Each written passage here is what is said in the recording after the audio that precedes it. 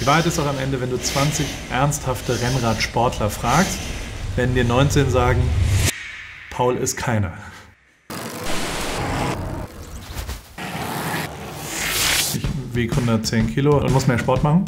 Mein Schnitt ist erheblich unter allen anderen. Am Berg noch viel schlimmer. Übergewichtiger Trottel.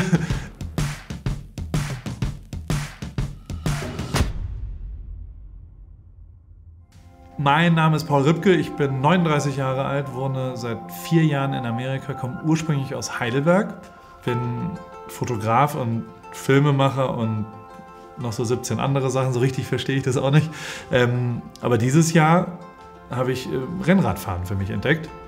Nicht so viel Rennen, mehr Radfahren, aber mir macht es großen Spaß.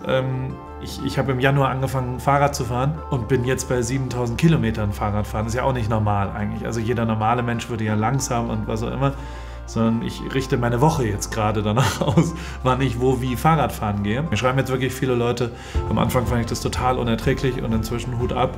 Du gehst ja wirklich Radfahren, zwar sehr langsam, aber immerhin gehe ich Fahrrad fahren und de facto ist es so, dass ich in Heidelberg aufgewachsen bin. Heidelberg war schon immer die Fahrradstadt Nummer 1. Ich glaube, es gibt nirgendwo so viele Radwege wie in Heidelberg. Hier geht man einkaufen, zur Arbeit, zur Uni, alles mit dem Fahrrad. Also dementsprechend bin auch ich in meiner Kindheit, das war 8 Kilometer weg, war das Hockeytraining. Meine Eltern haben sich geweigert, mich mit dem Auto dahin zu fahren und ich musste immer mit dem Fahrrad hinfahren. Also ich war ausschließlich auf dem Fahrrad unterwegs. Und es gibt eine zweite Sache, mein Vater, der leider gestorben ist, als ich 20 war, hat aber eine Sache gemacht, wir waren 3 Kinder und ist mit jedem Kind immer einmal im Jahr nur zu zweit, hat eine Radtour gemacht, eine Ausflugsfahrradtour.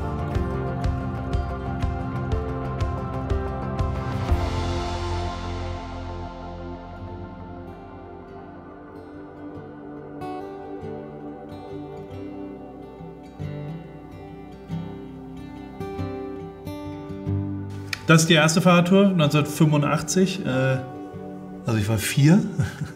Und das Rad ist ja auch reichlich klein, muss man sagen. Aber ich hatte schon eine Tasche dran und einen Schlafsack. Ich glaube, es sind 38 Kilometer nach Speyer oder 20 oder sowas. Aber wir haben eine Übernachtung gemacht am Rhein. Weil es ging eher so ums Adventure, glaube ich. Und haben ein Zelt aufs Fahrrad gepackt. Und das war meine erste Fahrradtour mit 4 nach Speyer. Von Heidelberg nach Speyer und mit dem Zug zurück. Zugfahren zurück war auch immer wichtig. Ja. Aber ich glaube, die zweite Tour ging dann nach Worms. Von Speyer nach Worms, da wurde dann die Kilometerzahl verdoppelt. Ich bin wieder für eine Zigarettenwerbung. Ich weiß nicht so ganz genau warum. Aber die Fahrräder sind bepackt. Es wird schon ein bisschen größer von mir. Und in Worms auf jeden Fall auch im Zelt gepennt auf dem Weg und dann Worms angeschaut, Weltkulturerbe, ich glaube zweitgrößter Dom der Welt wahrscheinlich. Und die Reiseziele sollten schon auch immer mich bilden, glaube ich. Und ich weiß bis heute, ich weiß nur deswegen, wo die Loreley ist oder was in Bingen los ist oder wie die Radwege in Flensburg gehen und sowas. Ja, das Ende des Ganzen war dann nach Dänemark, nach Möen, auf die Insel Möen von Heidelberg. Immerhin 1200 Kilometer mit dem Fahrrad, mit Trekkingrädern. 1993, ich war also 12. Mit 12 war quasi dann immer die Abschlussreise in den Sommerurlaub, wo wir mit der Familie hingefahren sind. Und das war dann schon, also über den Rhein mit jeden Tag so 60 bis 80 Kilometer. Und also ich meine, am Ende ist es ja schon auch verrückt, was heißt verrückt, aber es ist ja ungewöhnlich, dass man mit 4 Jahren anfängt, Radtouren zu machen, mit Übernachtungen, zwar nur über 20 Kilometer, aber immerhin, und mit 12 Jahren 1200 Kilometer von Heidelberg nach Dänemark fährt. Also ich habe selbst 3 Kinder und ich würde mit denen das nicht machen, weil die sind einfach zu jung, finde ich, was ja am Ende nicht stimmt.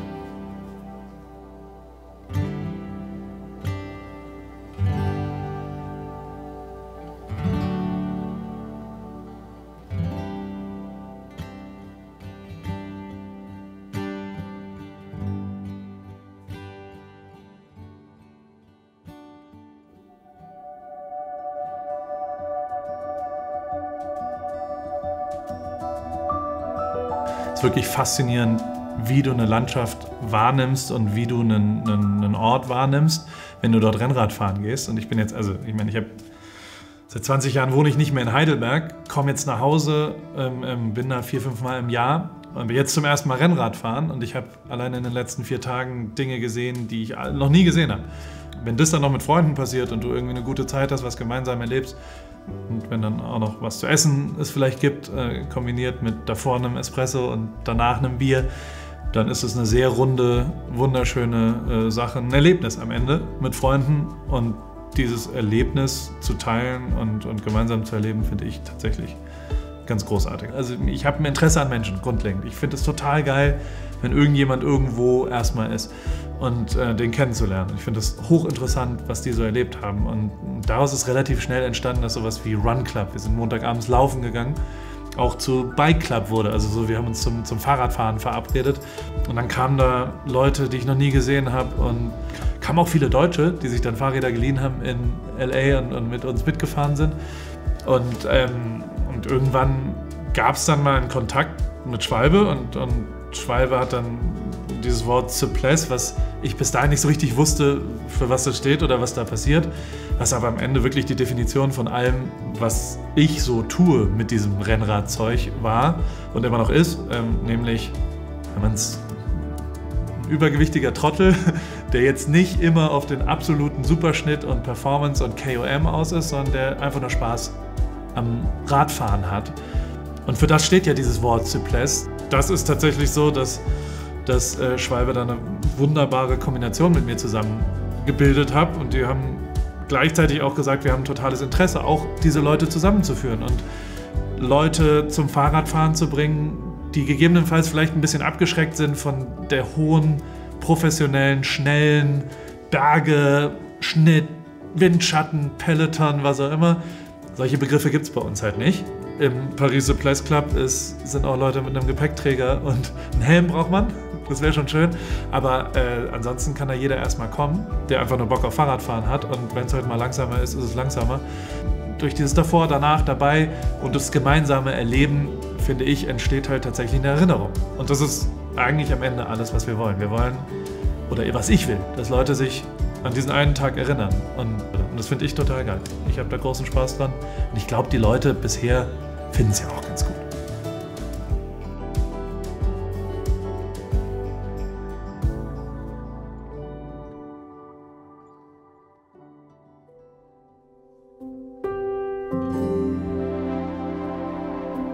Grundsätzlich ist es eben so, dass diese Radrunden in LA, in Newport Beach bei mir, für mich total wichtig waren und die ich wirklich gut finde. Und ich aber mit Schwalbe und dem Paris Suples Club auch was habe, wo wir in Deutschland auch mal einen Ride machen können, wo ich nicht dabei bin. Ich versuche zu vielen zu kommen, aber der Kerngedanke, der hat wohl Schwalbe gefallen.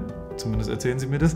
Und dementsprechend gibt es eine Verlängerung. Es gibt Rides in Jena, in Düsseldorf, in München und trotzdem bin ich vielleicht ein bisschen der Host des Ganzen, aber möglich macht es Schwalbe am Ende, weil die Kontakte haben in deutsche Rennradgebiete und weil die dann quasi diese Idee, das Paris-Idee am Ende, meine Idee, wie man Leute zusammenbringt und ein bisschen auch Netzwerk sich zusammenbaut und interessantere Leute kennenlernt, die vielleicht nicht in dem ganz normalen Weg sind. Das macht halt Schwalbe gerade möglich, dass das dann in anderen Orten in Deutschland noch stattfindet. Solange da mehr als 10 Leute genauso Bock drauf haben wie ich, werde ich Schwalbe schon dazu bringen, dass wir Paris Suples Club weitermachen und Paris Suples Rides weiter anbieten, weil mir das einfach wichtig ist, weil ich da Bock drauf habe, dass es stattfindet und weil ich Bock drauf habe, dass Leute zum Rennradsport kommen, wie ich, die eigentlich normalerweise vielleicht da nicht landen würden. Weil ich bin total glücklich, dass ich da gelandet bin. Es ist für mich eine wirklich großartige Bereicherung, Rad zu fahren. Ich glaube, da gibt es da draußen noch so 2, 3 andere, die vielleicht durch so einen Zufall an so einen dicken Typen mit Bart dann auch mal damit anfangen. Das wäre doch schön.